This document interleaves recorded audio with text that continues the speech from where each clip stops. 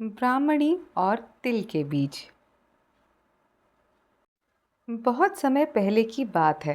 किसी गांव में एक गरीब ब्राह्मण रहता था। एक दिन उस ब्राह्मण के घर कुछ अतिथि आए। ब्राह्मण की स्थिति इतनी खराब थी कि उन अतिथियों को खिलाने के लिए घर में अनाज तक नहीं था। इसी स्थिति को लेकर ही ब्राह्मण और उसकी पत्नी के बीच थोड़ी कहासुनी होने लगती है।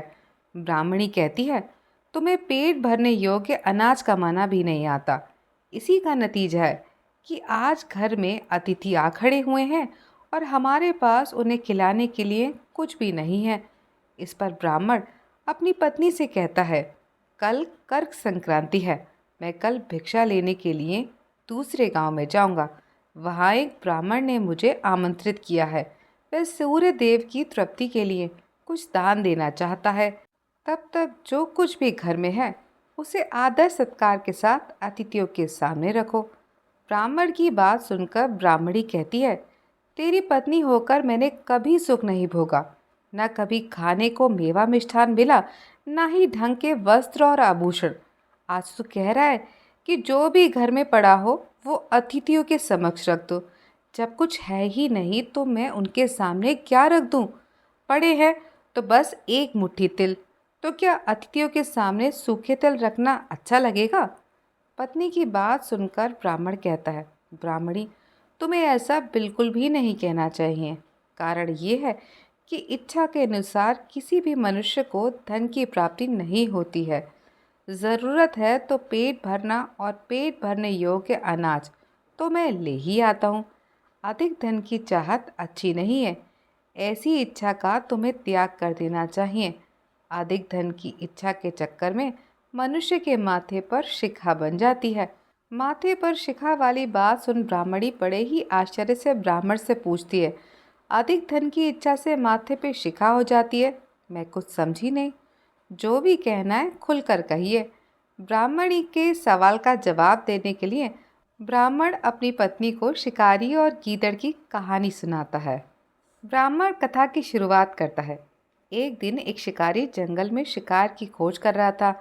जंगल में कुछ दूर आगे बढ़ने के बाद शिकारी को एक काले रंग का पहाड़ जैसा विशाल सूअर दिखाई देता है।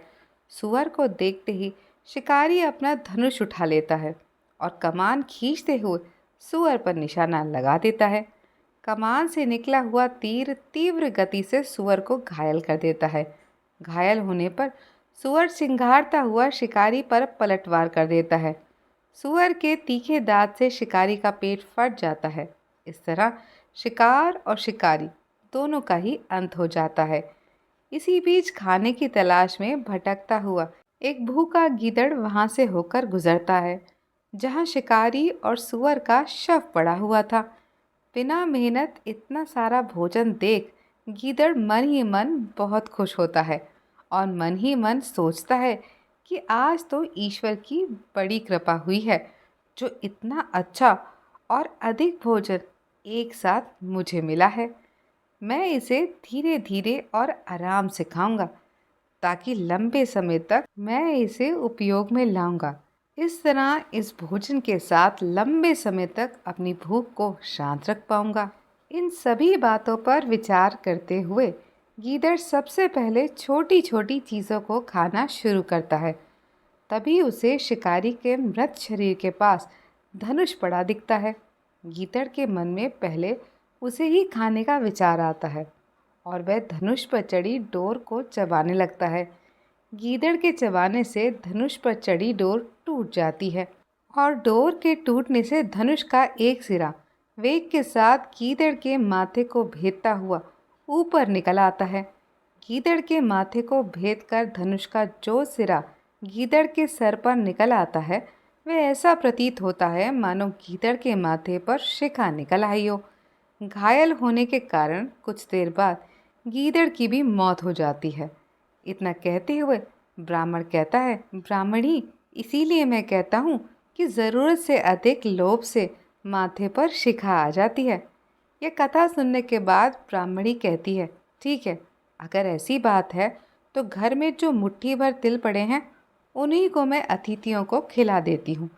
ब्राह्मणी की यह बात सुनकर ब्राह्मण संतुष्ट होता है और भिक्षा मांगने के लिए घर से बाहर निकल जाता है। तो इस कहानी से हमें ये सीख मिलती है कि हमारे पास जो भी होता है उसी में हमें सुखी रहना चाहिए। किसी के पास ज़्यादा चीज़ देखकर दुखी नहीं होना चाहिए।